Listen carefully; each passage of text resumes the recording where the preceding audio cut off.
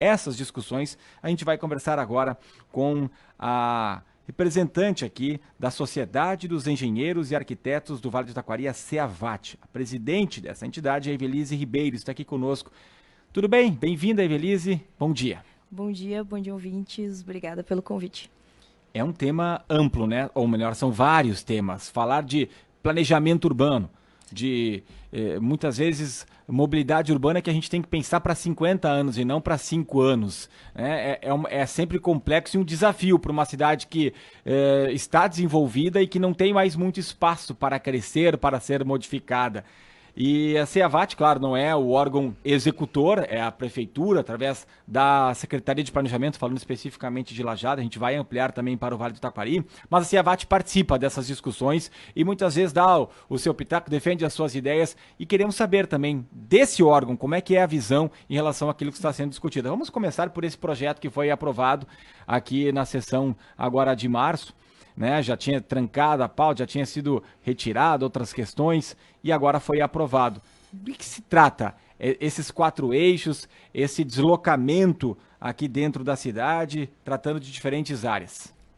Bom, nós da Seavat, a gente fica muito lisonjeado, né? Porque a gente sempre é consultado, nosso corpo técnico, os nossos colegas, para desenvolver discussões em relação a esses temas tão importantes na cidade, né? No caso do plano de mobilidade, nós fizemos um grupo de trabalho no Fórum das Entidades, que é onde a gente tem uma cadeira. Então, nós pegamos o corpo técnico de lá e fizemos esse grupo. Então, o que aconteceu? Mexer com as pessoas, a gente acaba mexendo com a vida das pessoas, né? Então, é muito complexo.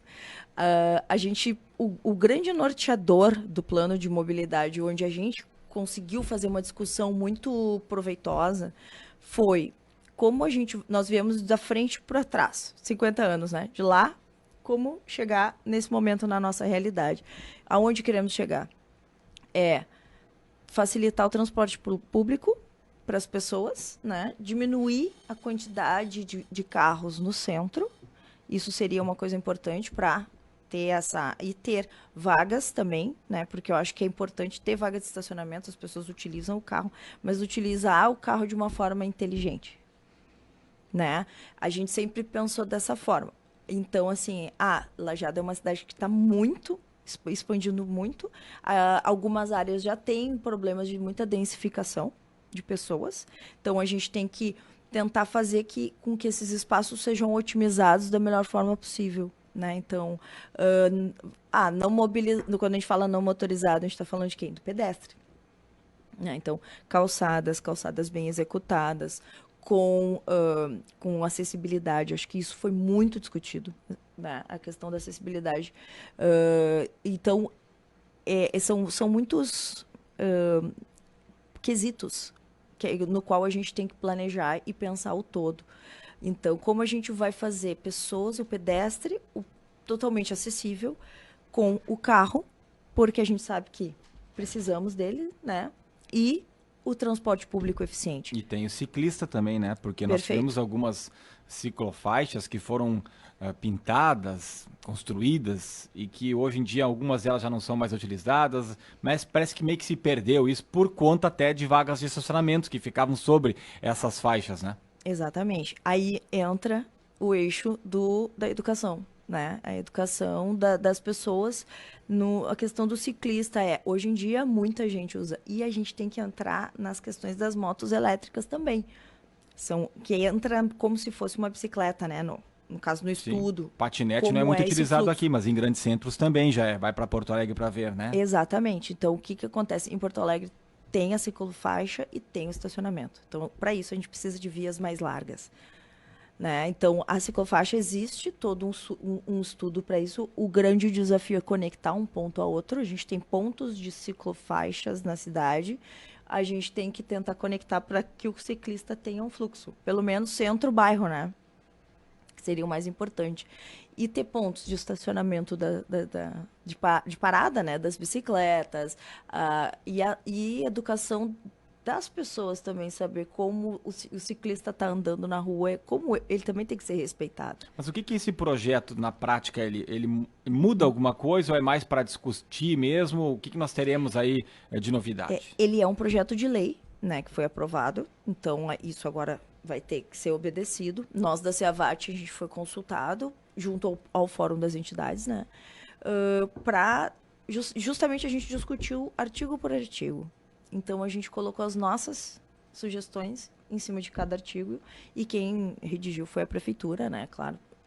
Na questão dos veículos, ou talvez diminuir, né, que as pessoas, o costume, é um hábito, né, também, de que as pessoas utilizem mais veículos para se locomover, mesmo os que talvez residam próximo, que poderiam ir ou de bicicleta ou caminhando, enfim.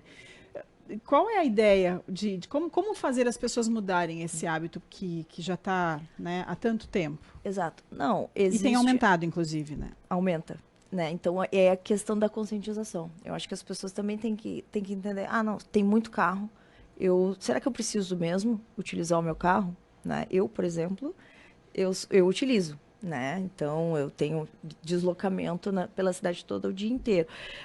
Se tivesse a possibilidade de não usar, eu não usaria.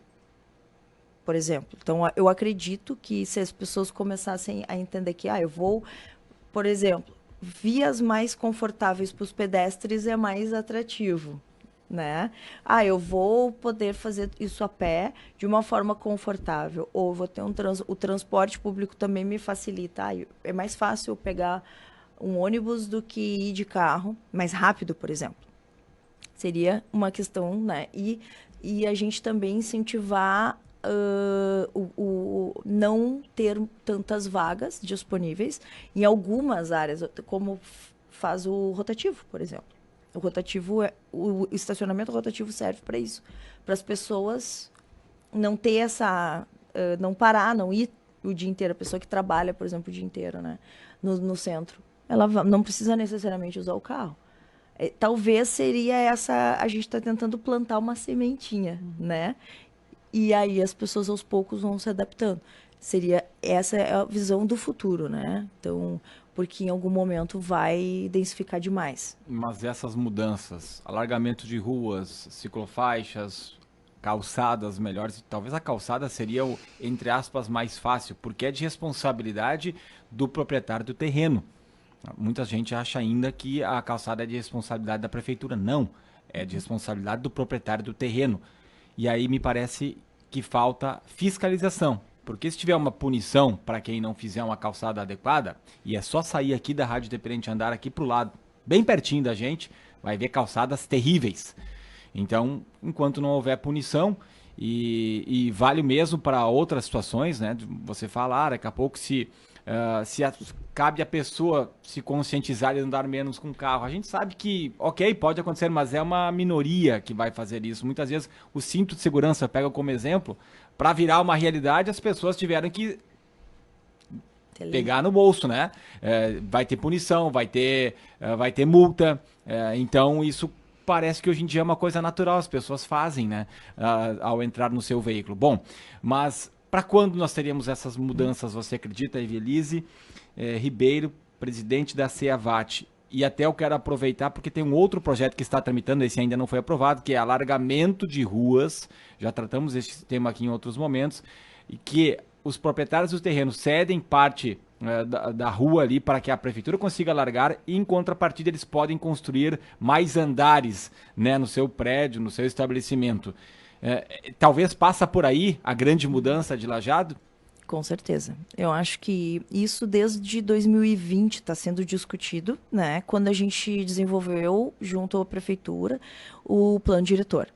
Então, nós fizemos o estudo do fluxo, né? E aí vimos que algumas avenidas que são mais importantes, se elas tivessem, por exemplo, 2 pistas para ir, 2 para voltar, ou, né, se fosse duplicado, se tivesse mais, a gente conseguiria a pista de rolagem e mais o estacionamento.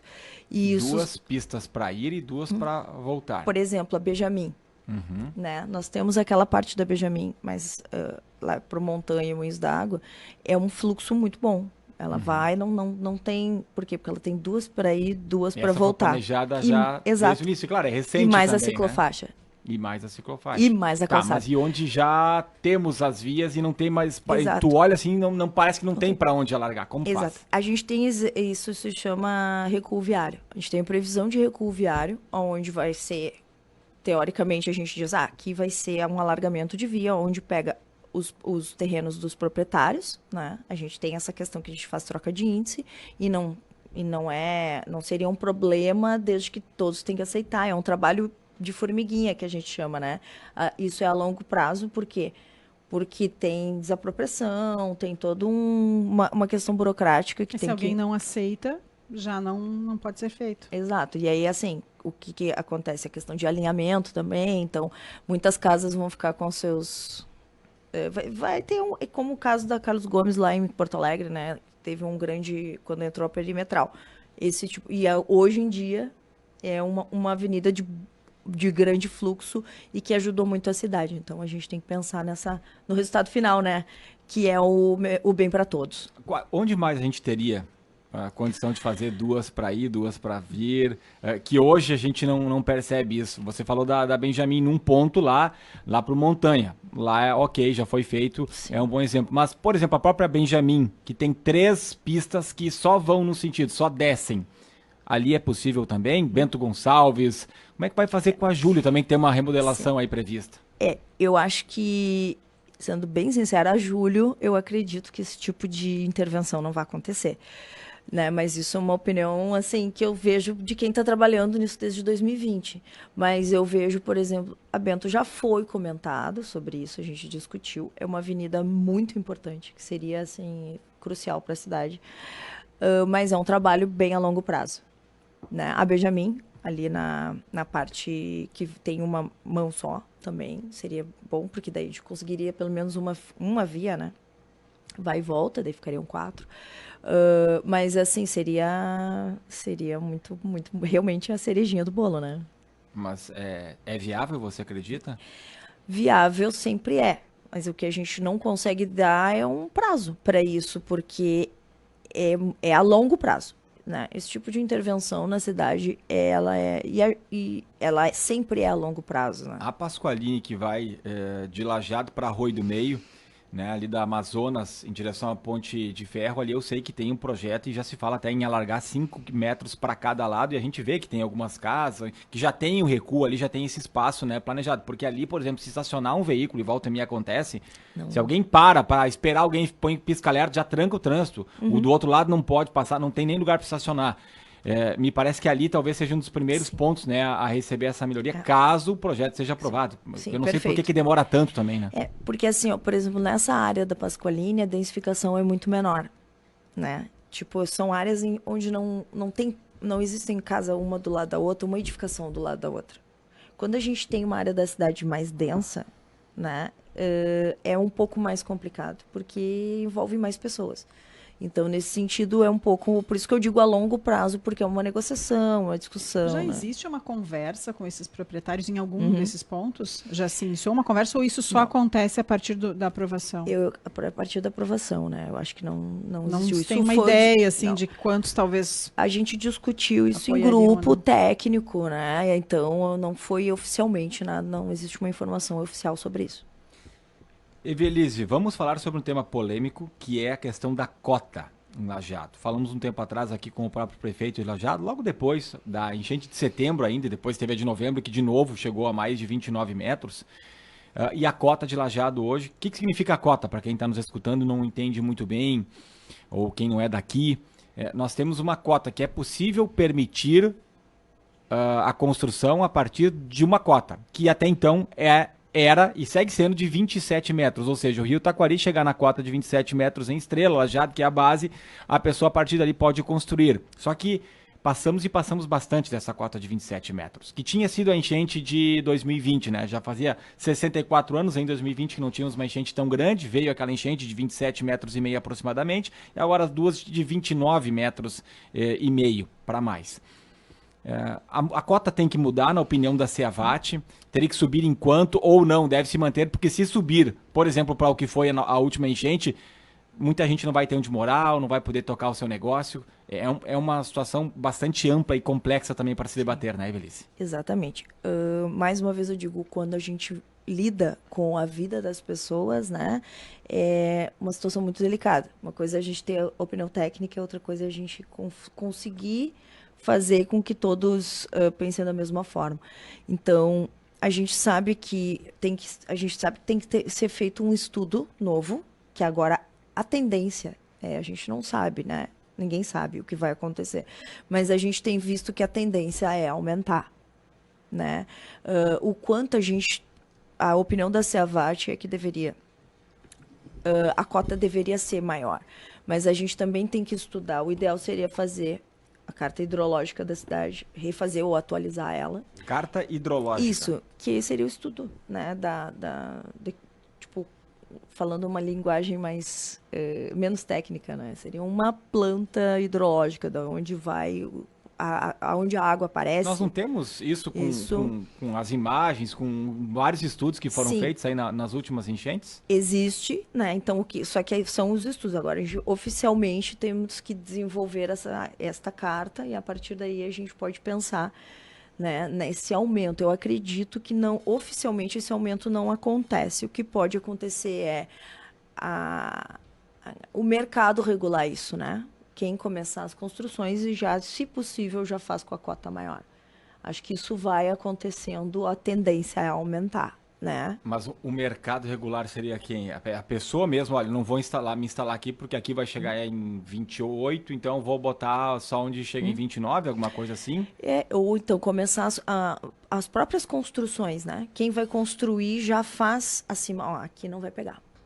Por exemplo, né? Então isso seria... Mas não teria que partir da prefeitura ou da própria CEAVAT, enfim, dos órgãos que... eu vou voltar ao exemplo do cinto de segurança. Se não houver uma punição, parece que as coisas não acontecem, né? E qual seria, no seu entender, essa possibilidade? Vamos ter um bom senso aqui, porque se chegar a 29 cota ou 30, olha, é boa parte da cidade de Lajeado que não vai poder ter construção onde tem. Nós estamos falando de milhares de pessoas.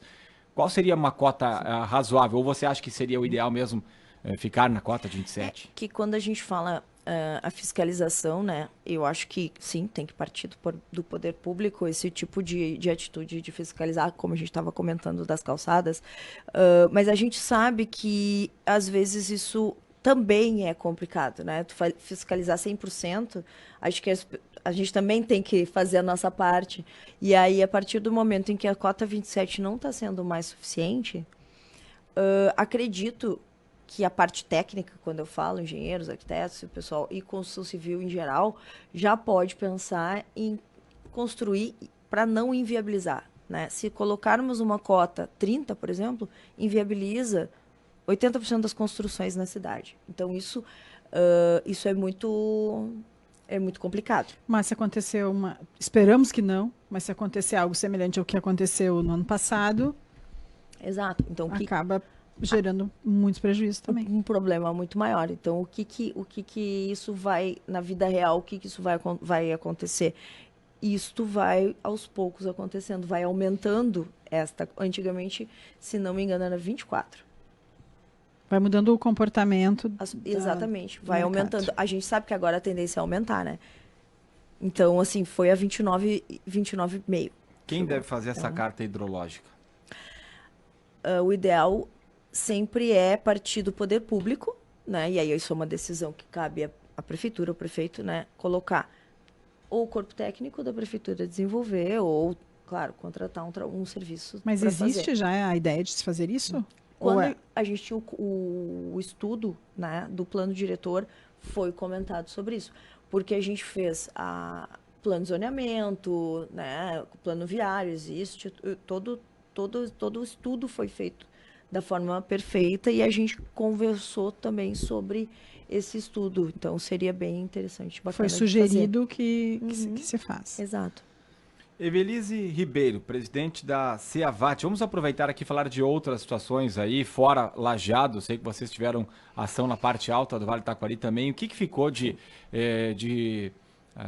legado, né, se é que a gente pode trazer, porque sempre se aprende também nas dificuldades, né, a enchente, o que foi feito, o que a CEVAT está planejando também ajudar os municípios daqui para frente. Bom, a gente foi, na realidade, em primeiro lugar, grande aprendizado é a palavra, né? E eu posso dizer por mim, enquanto profissional também. O que nós fizemos na CEVAT, nós fomos lá e fizemos ajudamos o corpo técnico de Mussum, tá? Durante a enchente ali, logo nos primeiros dias. Nós fizemos laudos georreferenciados das casas, né? Nós, a gente juntou um corpo de engenheiros e arquitetos e caminhamos casa a casa, dividimos a cidade em áreas, né?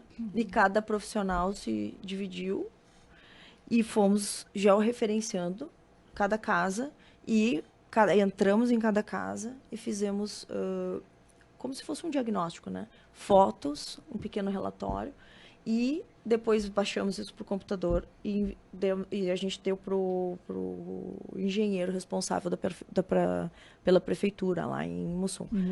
Então foi um trabalho que eu acho que foi de grande valia, né? Nós, enquanto profissionais na CEVAT, a gente se colocou totalmente à disposição deles lá e eles disseram, não, vamos lá, e a gente trabalhou, fez esse trabalho, foi a forma que a gente achou de colaborar nesse momento. Muitas pessoas aí participando, vamos pegar alguns dos recados aqui. A mobilidade urbana aqui em Lajeado é muito complexa. Se você contar numa rua movimentada quantos carros que andam somente com o motorista, uma vez contei cada 100 carros somente com o condutor.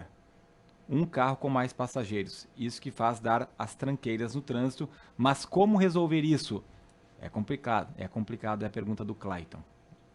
Bom, Clayton, eu acho que é o transporte público, né? É o que diz o Beckman aqui, por exemplo. A questão da mobilidade, o que precisa para dar certo é maior quantidade de ônibus, horários mais adequados e preço melhor, além de ligação entre linhas. Fora disso é utopia, não funciona. É o que diz o Beckman aqui na participação do 999787885. A Ana Cristina fala algo semelhante também. Deveriam pensar em um transporte público mais barato aqui em Lajeado, é o mais caro do estado, segundo ela. E em Santa Cruz faz 4 anos que não aumenta, e se pegar mais que um ônibus, paga uma só vez. Penso que se a passagem for mais barata, mais pessoas usariam o ônibus. Eu acho que são algumas, não é só o valor. Eu acho que a questão do transporte público, ele pode ser um pouco melhor pensado, no sentido de atender maior parte, né? É um assunto bem complexo, porque existem as pessoas também querem usar o carro, né? E o ônibus, não, ao meu ver, é a forma mais otimizada de transporte. Só que o transporte público deveria ter, na minha opinião, linhas circulares, né?